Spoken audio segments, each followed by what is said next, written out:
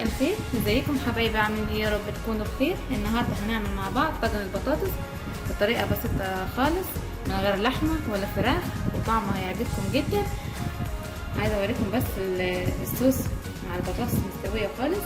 هقدمه هنا مع الرز بالشعريه. عايزه اوريكم طعمه جميل جدا، جربوه.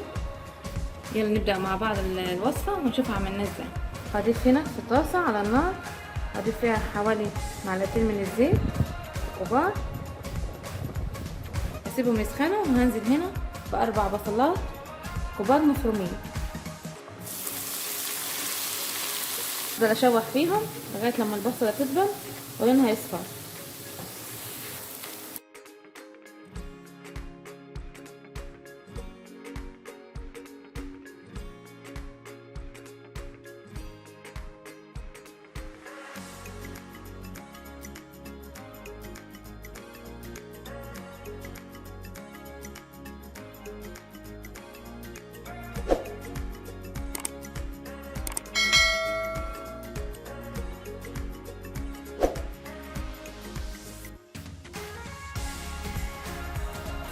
وادي بعد ما البصله دبلت معايا، هنزل كده بمعلقه صغيره من الثوم، حوالي 5 فصوص ثوم مفرومين، اقلبهم كده مع البصله.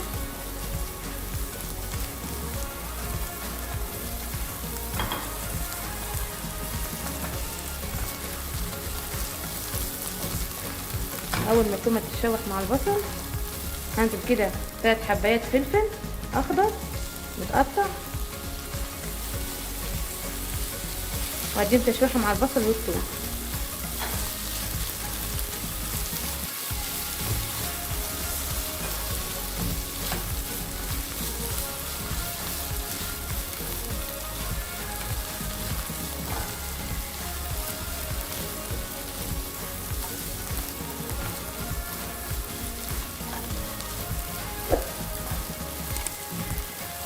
بعد ما الفلفل دبل مع البصل، هنزل هنا بالبهارات. هنا معايا معلقه كزبره صغيره، رشه جوز الطيب، وجوز الطيب ده بيديها طعم حلو للبطاطس. هنا معايا مكعب مرقه خضار، معلقه بصل بودره صغيره، معلقه 7 بهارات، ومعلقه ملح.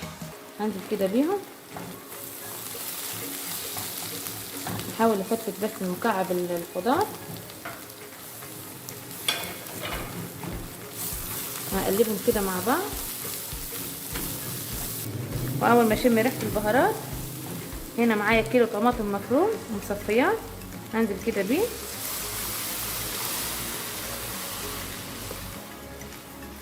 هقلبهم كده وهسيبهم يسبكوا، وبعد كده هرجع لكم. ادي بعد ما اتسبكت هضيف لها كده كوبايه من الميه، هسيبها لغايه لما تغلي، وبعد كده هضيف البطاطس. ادي بعد ما غلت مع كوبايه الميه، بعد ما سبكت ضفت لها كوبايه ميه وسبتها تغلي. بعد كده معايا كيلو بطاطس مقطعه كده دواير، تكون سمكها بالشكل ده، لا تخينه ولا رقيقه، وسط. هنزل كده كيلو البطاطس،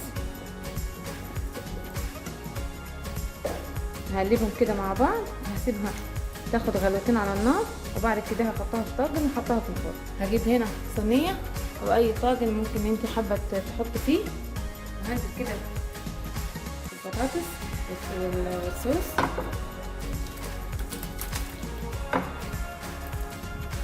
ووزعها في الصينيه كلها. بعد ما حطيته في الطاجن هظبطه بس كده.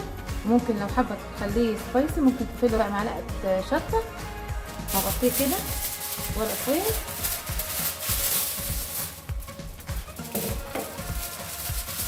هدخله الفرن على درجه حراره 180 في الرف الوسطاني لمده نص ساعه، وهنجهز مع بعض الرز بالشعريه.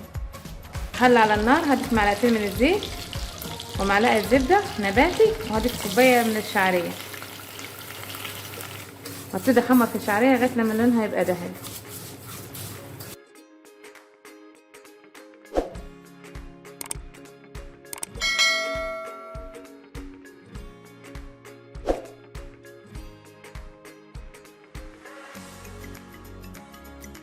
ودي بعد ما الشعريه اخدت لون ذهبي، هنا معايا كوبايتين من الرز مغسول ومصفي كويس، هنزل كده دي عشارية،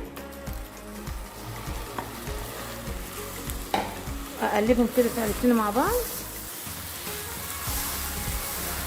لمدة 10 دقايق.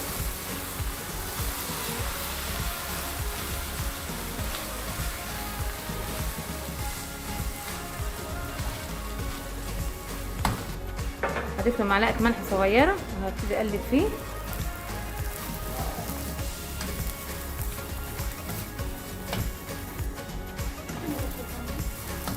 هضيف ورقتين من ورق الراولة وحبيتين حبهان، هنزل كده بيهم هقلبهم مع بعض. حبهان بيدي ريحة حلوة للرز هو ورق الراولة. وهنزل كده ب3 كوبايات من المية، هقلبها كده واغطيها واسيبها على نار. اول ما تغلي اهدي النار واسيبه لغايه لما يستوي، وبعد كده هرجع له. ادي الرز بعد ما استوى مفلفل. يلا نقدم مع بعض. ادي طاجن البطاطس بعد ما خرجته من الفرن، وادي الرز بالشعريه. جربوه هيعجبكم. اسيبكم في رعايه الله. سلام.